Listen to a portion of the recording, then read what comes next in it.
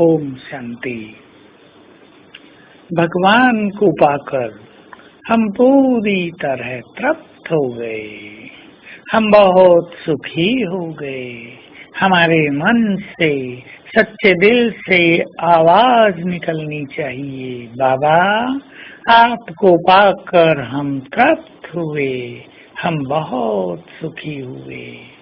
ये बार बार अपने दिल से आवाज निकलेगी तो ये दोनों चीजें बढ़ती जाएंगी और हम बन जाएंगे संतुष्ट मणियां। संतुष्ट मणि बहुत प्रकाशित होती है, जैसे प्योरिटी का प्रकाश बहुत तेज है। जैसे योग से हमारा प्रकाश बढ़ता है, वैसे ही प्रकाश बढ़ता है हमारी संतुष्टता से, क्योंकि इससे हमारा चित्त शांत रहता है। व्यर्थ की तृष्णाओं के पीछे मन नहीं भटकता है। हम बहुत सुखी हो जाते हैं। जो संतुष्ट हैं वो सचमुच बहुत सुखी हैं। और बाबा कहते हैं, मुझे संतुष्ट आत्माएं बहुत प्रिय हैं। चेक कर लें स्वयं को। ऐसा तो नहीं हम दूसरों से कंपैरिजन करके असंतुष्ट हो जाते हैं। ऐसे तो नहीं कि व्यर्थ की इच्छाएं और तृष्णाएं हमें असंतुष्ट करती हैं। ऐसे तो नहीं कि मान सम्मान की इच्छा या कोई अवसर न मिलने के कारण हम निराश और असंतुष्ट हो जाते हैं। नहीं, हमें तो संतुष्ट मणि बनना है। संतुष्ट आत्माओं को श्रेष्ठ अवसर स्वतः ही प्राप्त हो जाते हैं, चाहे वो सेवाओं के अवसर हों, चाहे लौकिक में कोई अवसर हो। हाँ, उन्हें थोड़ी इंतजार अवश्य करनी पड़ती है, परंतु धैर्य पूर्वक इंतजार कर लेनी चाहिए। और जब वो चीज प्राप्त होगी तो वो एवर लास्टिंग हो जाएगी, सदा चलने वाली हो जाएगी। तो आओ हम भगवान को पाकर संपूर्ण संतुष्ट आत्माएं बन जाएं। सोचो, यदि भगवान को पाकर भी कोई संतुष्ट नहीं हुआ तो क्या चारों युगों में और कुछ पाकर वो आत्मा संतुष्ट हो पाएगी?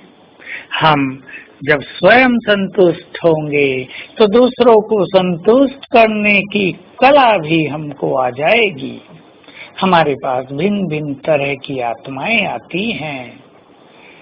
किसी के कोई संस्कार होते हैं, किसी के कोई संस्कार होते हैं। एक परिवार में भी यही स्थिति रहती है, लेकिन जो बड़े हैं उन्हें दूसरों को संतुष्ट करना अपना लक्ष्य बना लेना चाहिए।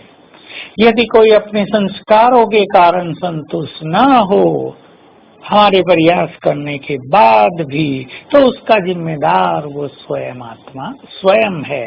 लेकिन हम कोशिश करें, जिसको मान चाहिए उसे मान देकर संतुष्ट कर दें। जिसे कोई अवसर चाहिए उसे अवसर प्रदान करके संतुष्ट कर दें।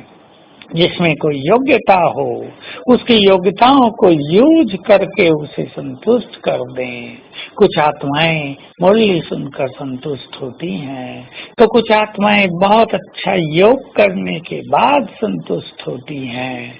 हम स्वयं भी योग युक्त रहकर स्वयं को संतुष्ट करना अपना लक्ष्य बना लें। तो जितना जितना हम संतुष्ट होंगे, यही सिद्धांत है, यही सीक्रेसी है, उतना हम दूसरों को संतुष्ट करना सीखते भी जाएंगे। यदि हम में ही कहीं असंतोष होगा तो हम इरिटेट रहेंगे और जो भी हमारे सामने आएगा उससे बुरा व्यवहार करेंगे, कटु वचन बोल देंगे और इससे दूसरे लोग असंतुष्ट हो जाएंगे। तो हमें अपनी वाणी पर भी बहुत ध्यान रखना है और आज सारा दिन ये याद रखना है, भगवान को पाकर मैं संतुष्ट हुई, संतुष्ट हुआ। मैं तो प्रभु की संतुष्ट मणि हूँ। संतोष मेरे पास सबसे बड़ा खजाना है।